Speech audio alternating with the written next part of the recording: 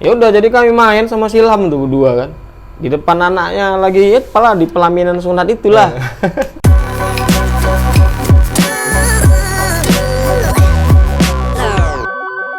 Selamat datang di Yudcast, Yudar Podcast. Back with your boy, Yuda Yudhistira.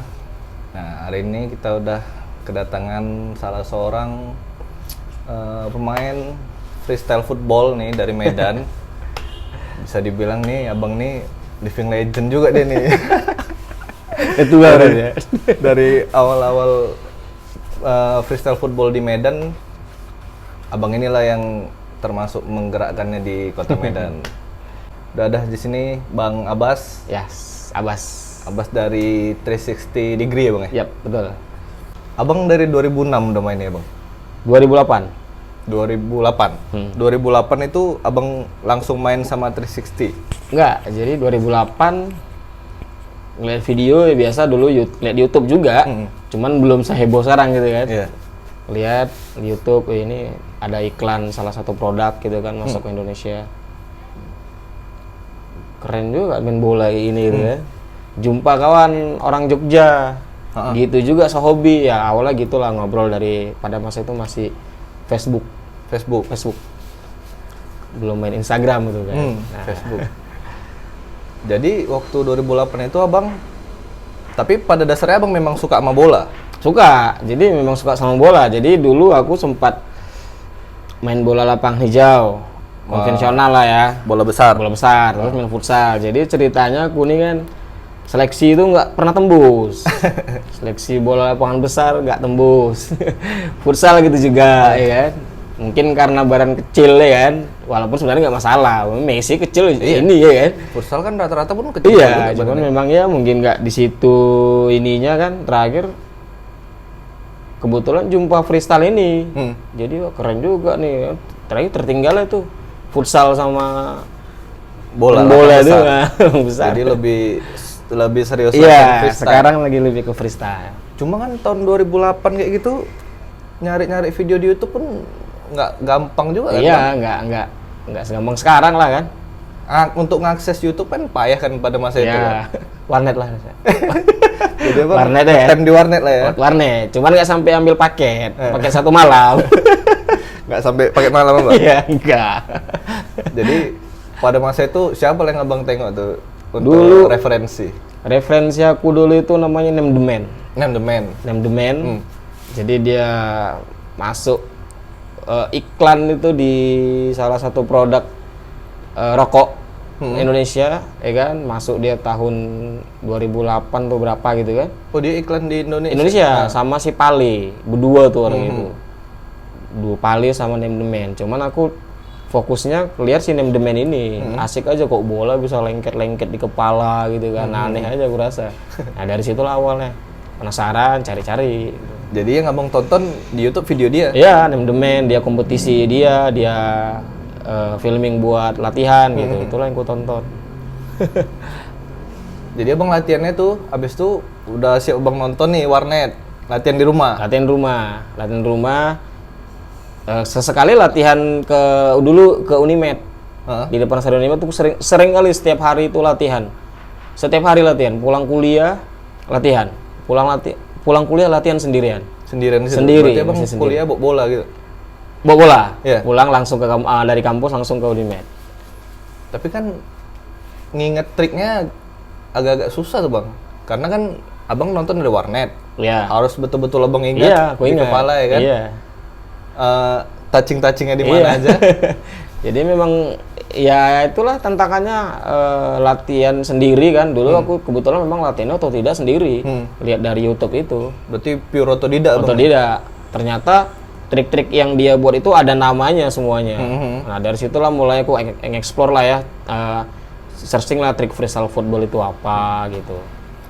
Trik-triknya ada namanya sendiri ya? Ada, semua ada namanya. Kayak around the world. Kayak around the world, betul, itu dasar tuh, around the world, ada hop the world, ada crossover, trik-trik dasar freestyle soccer. Jadi si Name the Man itu dia ada signature moves ya Bang? Ada, dia dulu, saya ingat aku dulu signature move-nya itu kalau nggak salah, dia apa ya namanya, kayak kalajengking gitu. Oh berarti dia sambil... Iya, sambil ada kakinya tuh ngelipet cemana ya?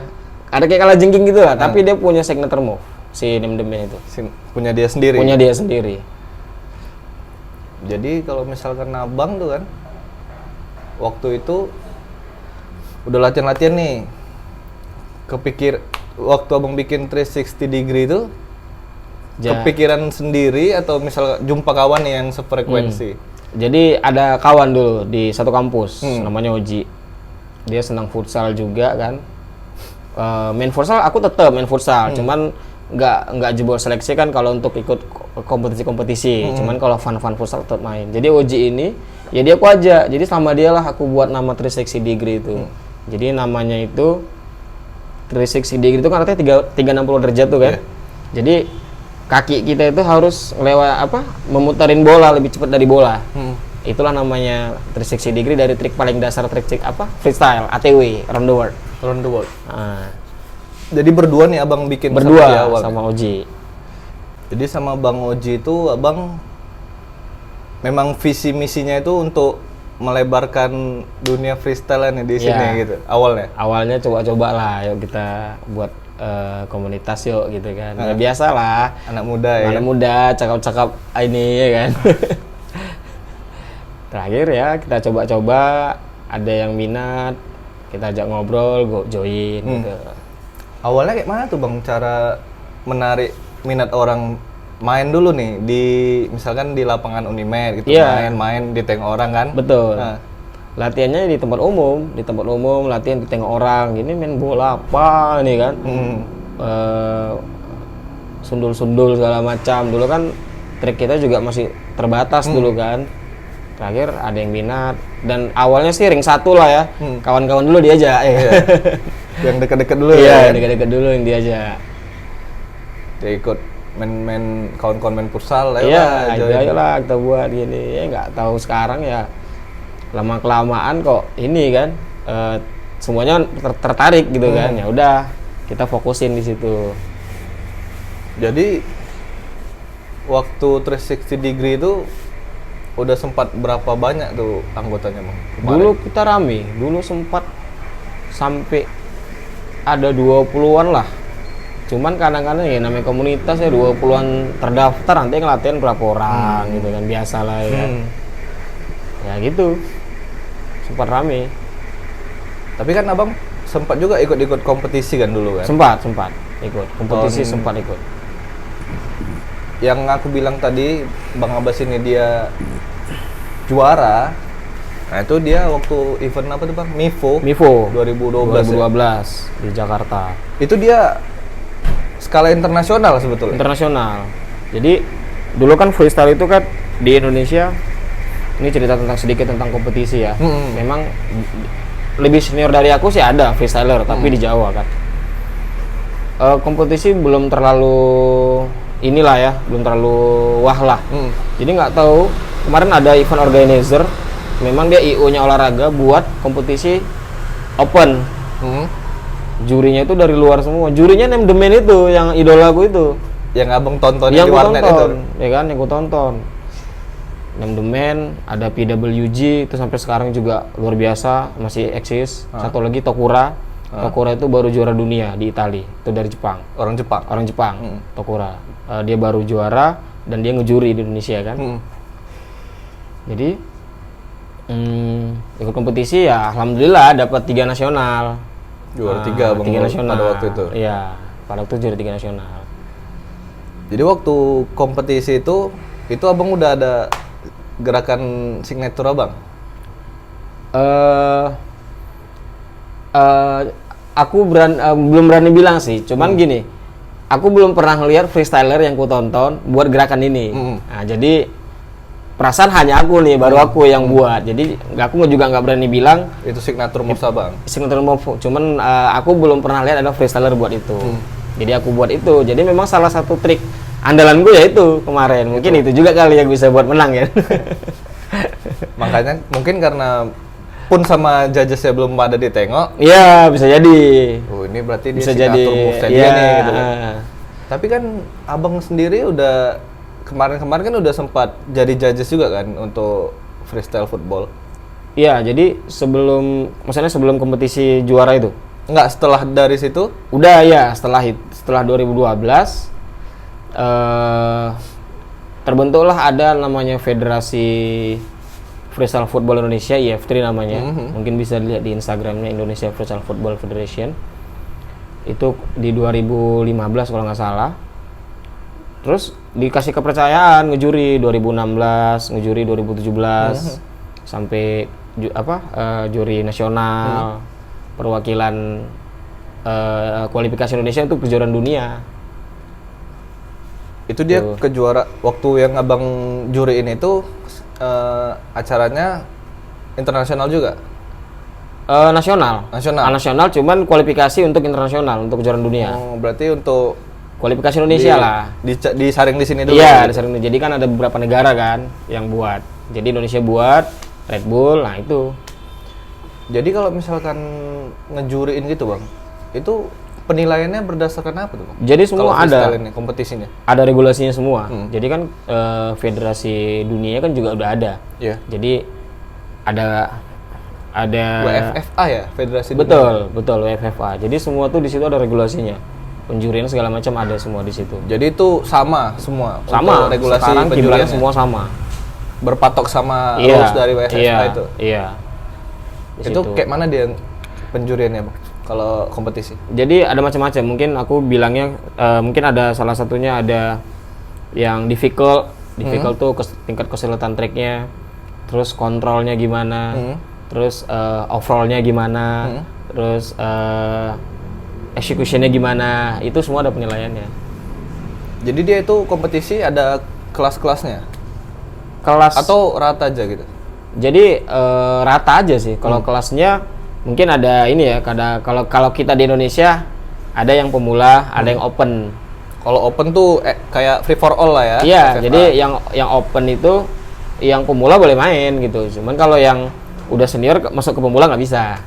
Jadi dia jumpanya di open itu? Terus di open. Jadi kalau misalkan dia ikut lah pemula sama ketemu sama yang udah senior nih, berarti dia kalau misalkan si pemula nih juara, dia udah ikut kelas open itu lah berarti ya? Kelas ikut open. Kalau misalkan dia juara gitu? Iya. Udah bisa lah dia menyeniorkan dirinya. Betul.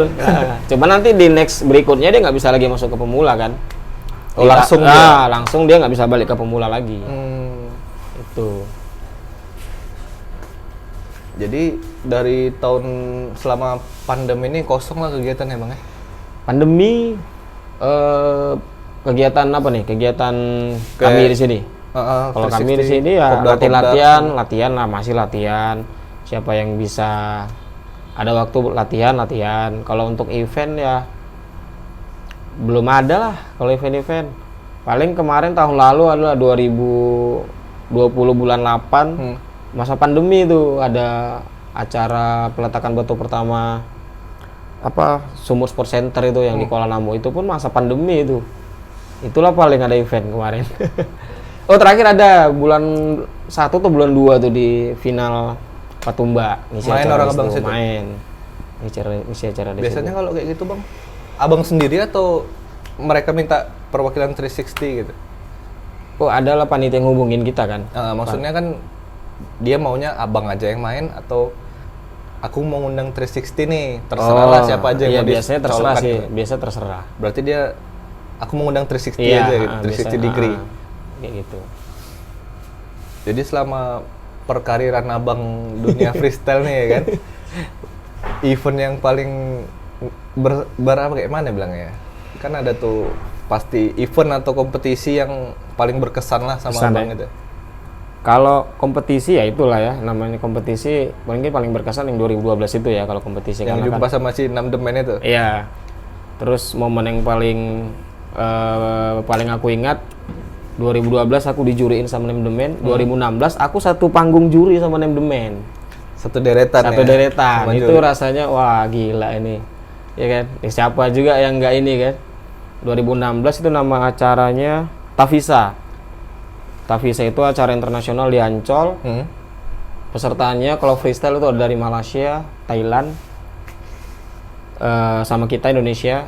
Jurinya itu dari itu sih teman-teman dari Irlandia kan, tapi dia kan orang Vietnam sebenarnya. Orang Vietnam.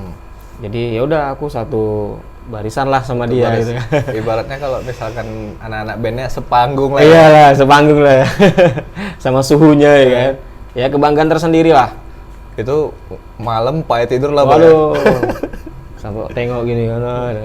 Itu momen luar biasa itu. Mimpi nggak aku nih? Kayak mana rasanya gitu?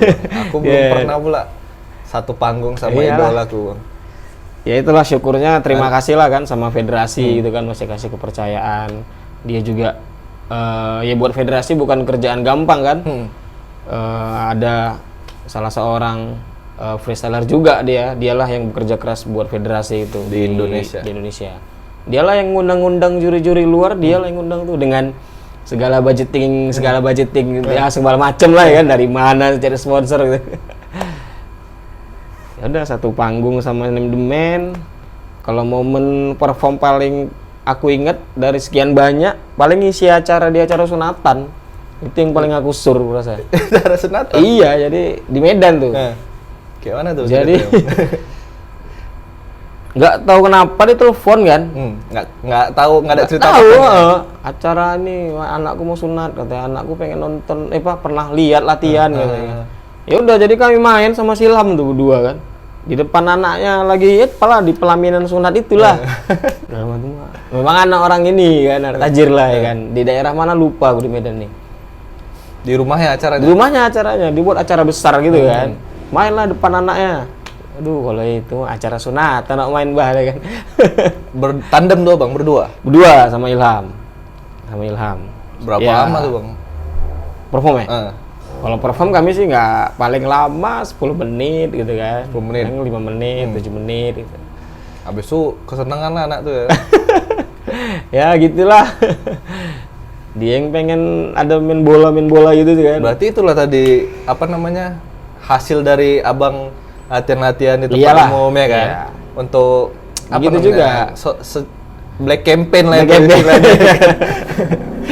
Ya latihan-latihan orang yang main apa nih orang ini ya kan. Itulah berarti secara nggak langsung ada juga yang memperhatikan gitu kan. Kita dinotis sama orang. Abang sejauh inilah ini kan udah berapa tahun lewat abang udah di dunia freestyle gitu. Upaya abang pengen nggak tetap se-eksis dulu gitu di dunia freestyle? Ya pasti pengen lah ya. Apalagi karena freestyle kan sama aku bukan hobi, jadi passion lah. Passion itu kan ya levelnya di atas hobi lah kan. Jadi eksis pengen, tapi kan kita nggak mungkin juga eksis kayak dulu juga gitu kan. Tapi paling tidak olahraga freestyle ini di Medan tetap ada. Nah jadi sekarang itulah aku ada project buat kayak akademi sama kawan-kawan di freestyle soccer ini. Yuk kita buat akademi gitu kan. Kita coba cari bibit-bibit dari kecil, karena kan banyak juga ada contoh-contoh kawan-kawan yang buat di luar negeri, buat akademi gitu. Tapi yang betul-betul konsisten lah, walaupun ya cari peminat dan bakat tuh nggak gampang juga kan. Iya. Ya itu sekarang itu. Jadi abang rencana mau bikinkan itu lah akademi biar nggak putus lah ini budaya freestyle di Kota Medan ini. Karena memang kendala kita kalau kita buat proposal pengajuan gitu kan ke salah satu produk, kita mau buat kompetisi freestyle, pesertanya nggak ada, ya produk nggak mau gitu ya, karena kan mereka butuh crowded kan, butuh rame orang gitu kan. Jadi kita coba mau pelan-pelan lah. Memang ini masih planning nih, belum kita jalanin. Cuman kalau nggak dijalanin nggak tahu hasil juga nyampe kan, makanya coba dulu aja. Gitu. Karena kan juga anak-anak sekarang nih untuk mereka lapak main bolanya tuh udah susah bang, ya kan? Iya. Ya kan? Lapangan bola yang nganggur udah nggak ada. Ada pun bayar ya kan? Nggak ada, mana mungkin anak kecil bayar ya kan? Ya makanya itu, syukur kan freestyle kan fleksibel. Di mana aja bisa main. Makanya terus kalau apalagi kalau dia udah pede, punya skill, kemana-mana bawa bola pasti. Kemana-mana, mau ke mall segala macam. Karena ya kayak di luar negeri ya. Luar negeri ini freestyle ini udah lifestyle. Udah ada kayak buat brand sendiri, buat apa segala macam. Jadi udah lifestyle levelnya, udah level segitunya kalau di luar, apalagi di Jepang. Kalau dulu kiblat freestyle tuh masih di Eropa kan. Pada masa aku dulu masih latihan itu kan, lihat perkembangan trik. Sekarang udah di Jepang. Oh iya. Karena di Jepang itu memang ya kita tahu lah ya, Jepang orang-orang itu betul-betul ya, kreatif ya. Orangnya juga ngeksplornya juga luar biasa. Jadi mereka tuh bisa memadukan freestyle pakai b-boy, pakai gerakan dance gitu. Waduh, sakit kepala lah kalau trik-triknya. Malah di sana yang marah sekarang. Sekarang kiblat freestyle soccer Jepang. Kalau dulu Eropa, sekarang udah Jepang. Banyak itu orang itu, Bang. Rame. Makanya itu dari situ juga aku terinspirasi kan. Kebetulan aku pernah DM legendnya tuh, namanya Yusuke Yokota. Dia itu dulu juara 2-nya freestyle Red Bull 2008 sama Sean Garnier tuh loh finalnya. Yusuke Yokota. Dia juga punya signature move, makanya dia terkenal sampai sekarang move-nya. DM, pas aku mau buat akademi ini aku tanya kan. Pernah ketemu dia di 2016 di Jakarta sama dia. Cuman nggak ngobrol masalah akademi. Ternyata dia udah buat akademi dari tahun 2011. 2011 dia udah buat. Sampai sekarang. Malah sekarang udah banyak lagi kan. Bukan hanya dia, mungkin akademi. Yang dididik dia udah bikin akademi lagi bisa gitu. Jadi, jadi perkembangan di Jepang tuh pesat lah ya. Ya bisa jadi kurasa di sana sekolah udah jadikan ekskul kali kan. Nah, ya mungkin arahnya ke sana lah. Tujuan kita buat akademi ya mudah-mudahan lancar kan. Kadang-kadang kan kawan-kawan punya kepala yang berbeda, punya visi misi beda, kemudian bisa sama, bisa punya waktu juga gitu kan. Waktu sih Bang yang itu paling ini kan. Jadi kita mau coba kembangin itu. Jadi target Abang masuk ke sekolah-sekolah nih, sosialisasi dulu football lah ya. Iya. Sosialisasi, kita minta waktu karena kenapa aku juga pengen buat, aku udah pernah jalanin juga main-main di sekolah anak-anak ini tertarik gitu kan. Tinggal kayak mana orang tuanya lah kan kayak mau nggak dia mau ngasah skill anaknya untuk di olahraga freestyle ini kan, karena kan ini salah satu olahraga yang unik lah. Iya. Dan mungkin bisa jadi solusi juga kalau misalkan orang tuanya, kan ada nih orang tua yang anaknya mau main bola, mau main futsal, takut cedera ya kan? Iya, bisa kemarin. Bisa jadi solusi kan? Bisa jadi solusi. Tetap main bola, tapi nggak cedera. Maksudnya minim resiko. Walaupun resiko cedera di freestyle juga masih ada ya. Juga ada. Jadi kita nanti akademinya itu juga ngajarkannya bukan kayak olahraga sepak bola konvensional atau futsal yang ini trik ini teknik passing tetap itu kan dasar kali itu kan. Jadi kayak teknik goaling, teknik itu kita nggak di situ. Jadi kita lebih ke individual anaknya, skillnya. Jadi kan mungkin kan ada dia yang kayak kalau misalkan freestyle football itu kan ada yang dia lebih ke koreo kan? Betul. Ada yang lebih ke touchingnya kan? Iya. Jadi ditengok dulu anaknya nih kira-kira agak lentur badannya nih.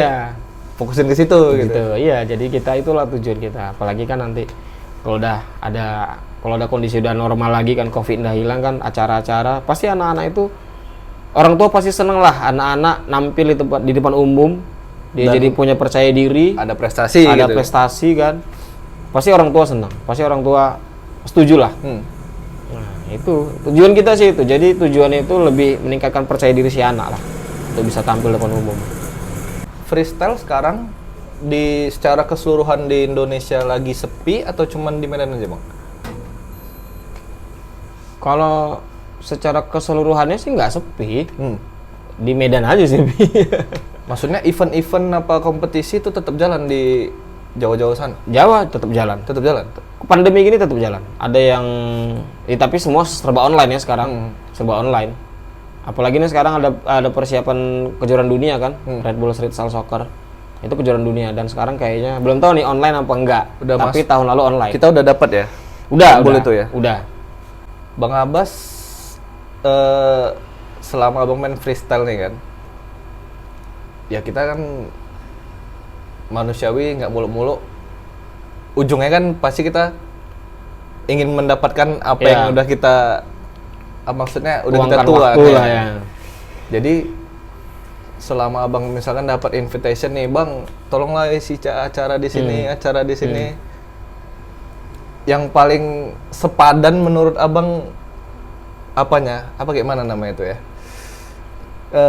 Pembayarannya gitu. Maksudnya kan kita kadang-kadang kan kalau misalnya kita nggak nyebut budget nih kan, kan ada yang kayak misalkan event organizer kan, nah segini bang ya katanya.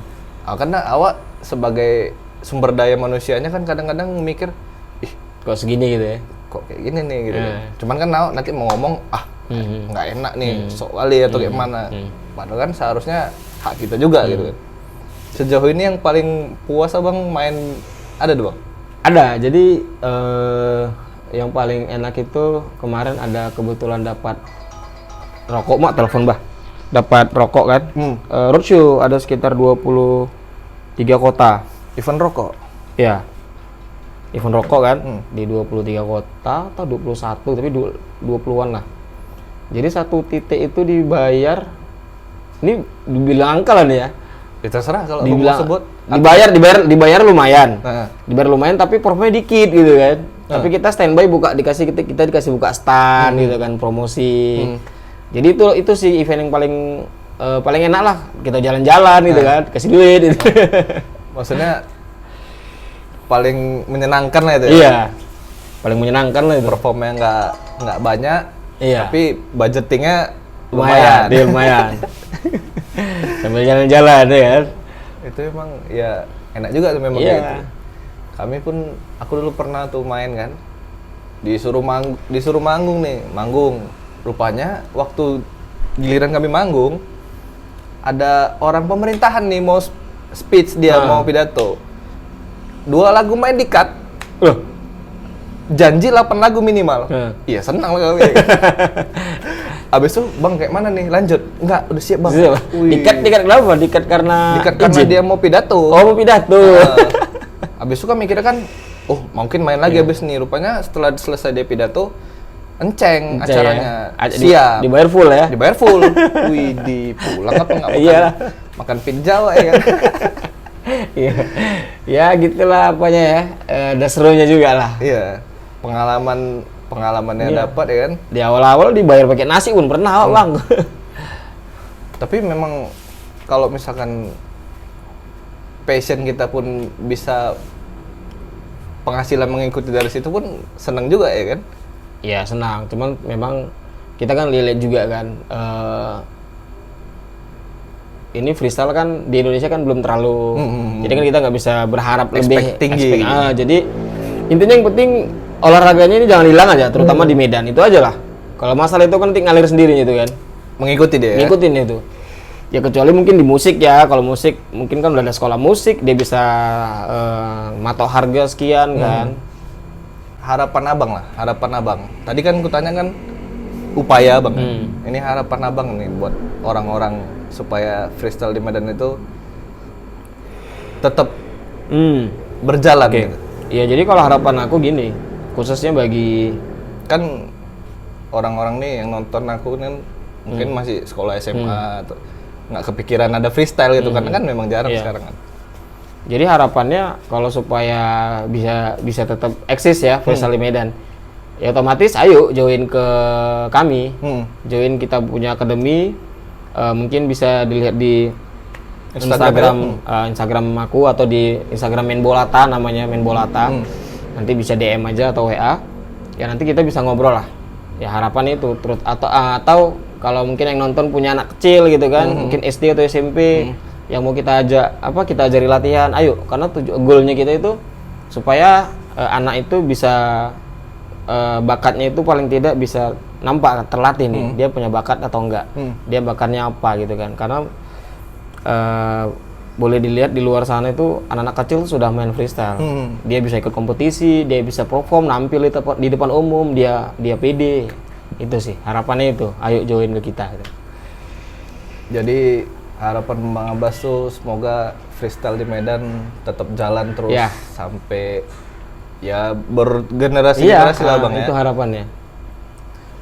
Oke lah, kayaknya sampai situ dulu pembicaraan kami pada malam hari ini. Bang Abbas, Thank you udah datang ya Bang ya. Sama-sama. Makasih Bang. waktunya udah diluangkan di sini. Di sela-sela kesibukan udah berapa kali schedule ya kan Bang? Aku juga makasih lah kan dibantu dipublikasikan gini kan. Jadi kan kebetulan kita juga punya project akademi itu kan. Jadi kan kita juga butuh promosi-promosi seperti ini kan. Jadi orang juga tahu. Ya gitulah. Oke lah, sekian dulu lah dari kami. Aku Widoyo Disira pamit, Bang Abbas pamit. Yap. Sampai jumpa di video berikutnya. Bye. Thank you.